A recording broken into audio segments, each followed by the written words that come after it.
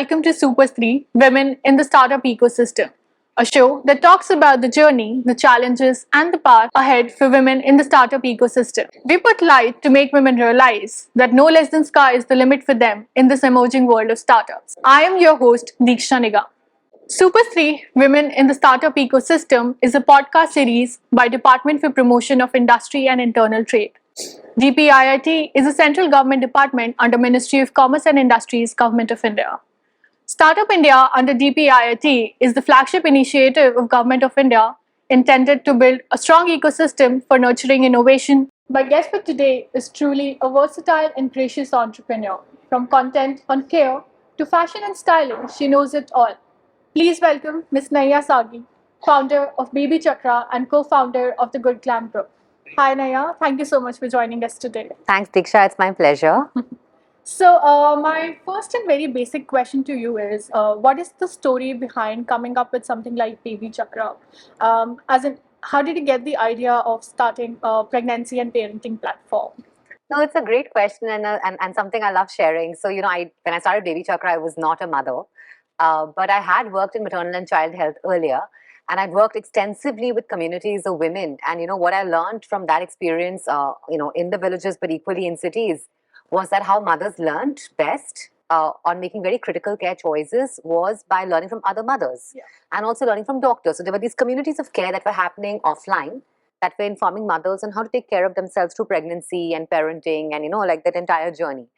And when I looked around, and I was in business school at Harvard at that point in time, I looked around and I was like, there are no, the digital revolution was happening in India and was happening globally, but there were no products that were made for women and especially for mothers that would connect mothers again to the right sources of care, right? And it was just seemed like a very glaring need. So literally, one day woke up in Boston, said, I'm done. Like, let's go back to India and let's start this off. Let's, really make and start a care revolution, if you will. Came back to India, didn't know what I was doing for the first year. I think it was obviously that first year of entrepreneurship is always tough, but I think very happy to share that today BabyChakra is a community of more than 25-30 million mothers, more than 10,000 doctors who are talking with each other, connecting with each other, and finding care at extremely relevant points of time through these conversations and communities. So that's been my journey. Very inspiring. So considering that you are a first generation women entrepreneurs, how did you actually set your goals to benchmark your growth? There's a theoretical answer, there's a very practical answer to this question. The theoretical answer is that, of course, I think as an entrepreneur, you're constantly, setting targets for yourself and for your company, right? And the targets could be set on a daily basis, literally down, I have like stuff I want to accomplish in a day down to a monthly basis, a quarterly basis, as well as an annual basis, right? And I think what gives me as an entrepreneur the greatest joy is to see progress on those goals, both personally, professionally, as well as from a company's perspective. The practical answer, however, is that, as entrepreneurs, I think the only thing to focus on is, are you learning? And are you evolving rapidly from what you're learning, right? So I think, when we started BabyChakra, we started off with this whole mission saying, okay, we want to create care for mothers. And we said that maybe the care will come from services that they discover, locally around them. So pediatricians, play schools, daycares, etc. So we started creating that.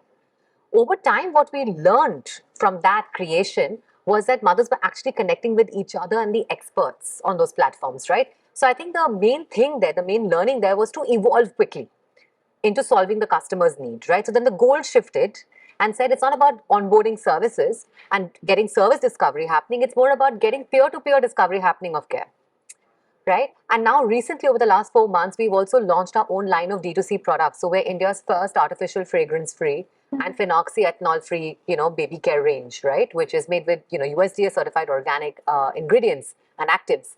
And I think now the goal for us is, while we continue expanding our communities of care of mothers and doctors, how do you equally also get people to adopt what is truly safe and know what is truly safe in their baby products and their care products, and help them learn how to read the label, understand ingredients, right? Understand what's going in the baby's skin, how it can impact the baby long term. So I think the goals are constantly evolving and shifting. I think the important thing as entrepreneurs is to keep on learning from those insights that you're getting from your users and from the families you serve, and evolve accordingly. I think that is some great insight, Naiyya. So from your journey from a startup to a unicorn, What do you think? How much importance did planning and advice play for you? So, again, I mean, if you look back, everything seems perfectly synced, right? Obviously, it's not the way life is, right? I think it was a very strong moment of serendipity, and I think a lot of, one of those moments in time that you just feel a lot of gratitude for. And that's my moment of actually meeting Darpan, who's my co-founder, the Good Glamm Group, and having my first conversation with him, where that conversation was about how do we really create a digital FMCG conglomerate of the future together. And he'd seen a certain journey out with our other co-founder Priyanka, where they'd actually seen the journey of content to commerce play out at a certain scale. And I think that's where there was a meeting of minds, there was a meeting of values, and there was a meeting of ambition.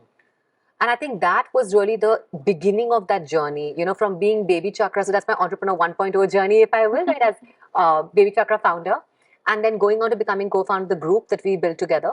And I think the ambition before us is, and the values that we share, and also the partners we've been able to onboard with the multiple brands we've been able to, sort of acquire over time and partner with over time. I think that is what sets the next set of ambition and narrative for us as a group. Yeah. So, BabyChakra merged with MyGlam is backed by various companies like Axel Partners, Amazon, Wipro Consumers, etc. So, for our audience, how would you describe this journey of building these connects, important connects with such huge companies during your startup journey? So, by the way, the decision of BabyChakra to merge with MyGlam is also covered by Harvard Business School, right? So it's a HBS case study, and it gives me a lot of happiness to talk about that because it is I'm an alum, of course, from there. But why that's important is because that case study also covers, I think, the partnerships that both at BabyChakra and at MyGlam, and now with the Good Glamm Group, we have shared with our investors and we've shared with our partners. And I think that's extremely important. So, as an entrepreneur, I think a lot of people think about fundraising and pitching as an extremely transactional activity. Maybe at the heart of it, somewhere it is. You're asking for money and you're giving equity in return, right? But it's all very based on deep trust, on relationships, and on people tracking your progress and backing your progress for the long haul. So I think that's really the core of it, right? And I constantly encourage fellow entrepreneurs and folks who are starting off on their journey that it's not about just telling the investor at one point in time that I need the money and expecting things to magically happen, right? You have to stay in touch, be ready to deal with a lot of rejections, and also equally build relationships with potential partners, potential investors, and that's super critical in your journey as an entrepreneur. Yeah, I think my next question is somewhat related. We've all heard how well your startup is doing, how great the journey is, but what was the most difficult time during this entrepreneurial journey? I mean, there are many, many difficult times, as you'd imagine. And again, very grateful because my team has sort of been with me and been with us through the difficult times. I think one of the toughest times was actually when COVID had hit. It was early 2020, I think March 2020. I had this term sheet from an amazing set of investors, and I was super excited. I was like, oh, well, this is it. Like, we're going to be the next big thing exploding in the startup scene. We have everything going for us. And COVID hit, and then I get a call, and, they kind of pretty much pulled back the term sheet. And we were literally, the term sheet had been like signed, and we were in the process of working on our SHAs at that point in time. It was that advanced, a conversation. We had what, I think 5 months or 4 months of money left. How startups are, we live like, from month to month. I think that for me was one of my most devastating times because, there was so much uncertainty with COVID, if you remember, right? Not just at a professional level, but also the personal level. We were losing people, right? We were losing family members. And on top of that, I was thinking of my team and I'm like, they are counting on me to keep the ship afloat.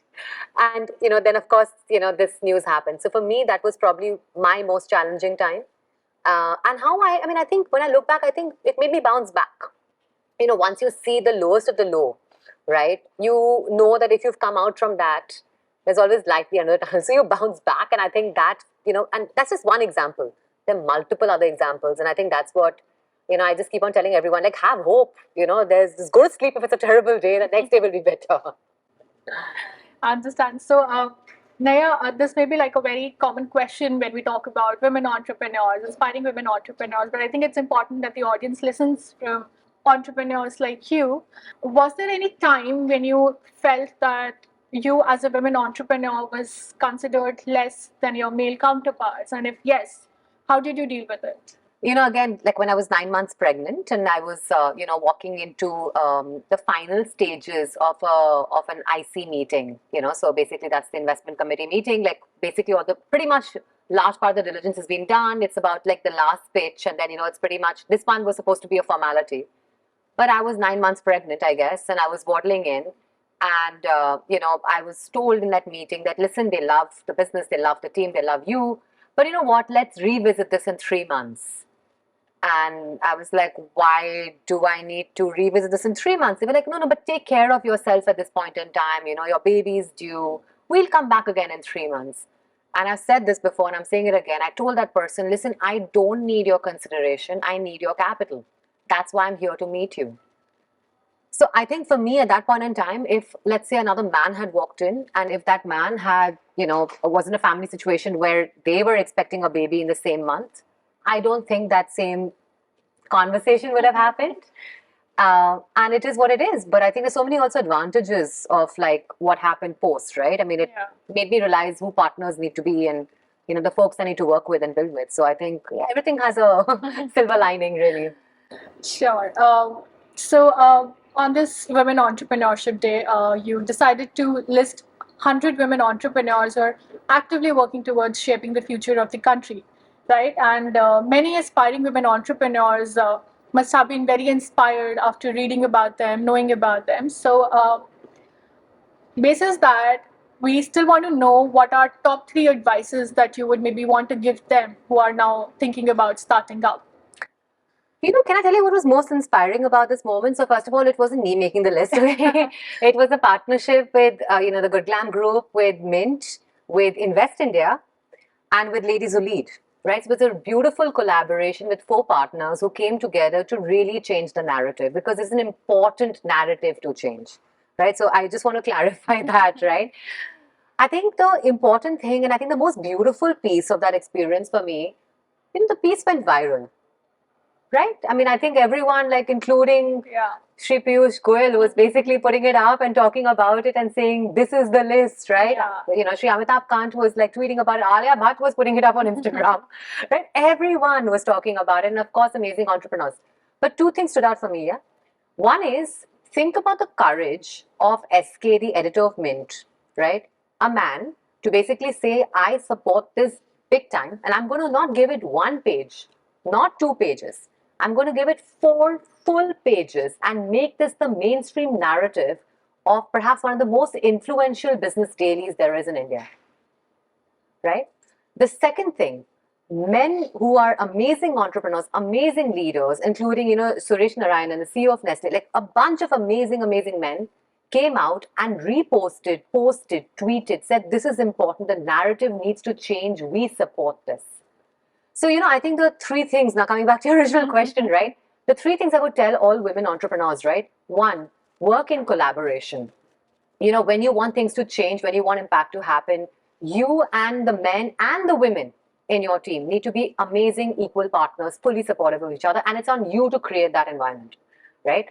Number 2, when you're looking, at other women in your team, go beyond what you would normally do. Give them that voice to step up, speak, and, make their presence felt. Because if you're in a position of leadership, empowerment, it's on you. It's the onus is on you to support other women in your team who need that support. And number 3, the future is very bright. So it's not about like, I think the women entrepreneurs, there are an amazing bunch of them. Maybe lesser than they should be, but there are amazing women out there shaping the narrative, changing India, changing the world, building global businesses out of India, right? Get inspiration from that, meet them, befriend them, be part of them. So don't hold yourself back and believe that there is a better future. Okay, so as we approach towards the end of the show, we have a quick rapid fire round for you. So, Naiyya, best book? I'd say it's the hard things about hard things. Favorite author? I've really many favorite authors actually. So, but a recent book that I had the privilege to read and review was T.N. Hari's book, Winning Middle India. And I love the way, the empathy with which he's written about the consumers in Middle India. right? And I think the really deep understanding that he's demonstrated. So I'm not saying he's my favorite, but I certainly have a lot of appreciation for the way he and Bala have approached that book. Got it. Best quote. Never give up. Carpe diem. Okay. Favorite influencer. Favorite influencer. Uh, you know, I believe in peers influencing me. So, when I look around, and I think my mom's been a big influencer. I'm not going to talk about like the typical social media influencer. I'm going to talk about an influencer who's really, truly changed my life. It's my mother. Okay. Food you love. Pani puri. Okay. Your go-to pastime. Reading and playing with my 3.5-year-old. I mean, it's not a pastime, it's part of who I am, but like just saying. Okay. Your role model. Honestly, I get my role models from my team. I have a bunch of amazing men and women I work with. And I've seen them go through their journeys of sort of, really building out their careers with us. It's very inspiring. Okay. A quality that you value the most in a person. Determination and integrity. And how would you like to be remembered? As someone who is kind and made a change. Great. So, Naiyya, this brings us to the end of the show. Anything that you would like to say to our aspiring entrepreneurs, the women who are starting up in the ecosystem, to our audience? Two things. I think one is like, please understand that, people who seem to be doing amazing things are just people like you and me. So, don't like put people on a pedestal, right? Everyone's going to this journey together. Everyone's trying to figure out the right answers, right? So don't hold yourself back thinking someone knows more than me. And I think number two, don't ever give up. I said this before in the interview, even in your worst of days, right? Just remember there's a better day, there's a new tomorrow, and make the most of that. So get up with a fresh mind and start with renewed energy, renewed purpose, and keep your eyes on the goal, on your mission. Don't lose track and don't be ever disheartened. Thank you so much, Naiyya. Thank you for sharing your remarkable journey with us. It was an absolute pleasure to have you with us. Truly inspiring. Thank you so much. It's my pleasure being here. On that note, I, Diksha Nigam, would like to say goodbye. We will be back with yet another episode of SuperStree Women in the Startup Ecosystem, powered by Startup India DPIIT. Till then, my ladies, keep dreaming, setting goals, and staying determined to achieve what you desire. Thank you.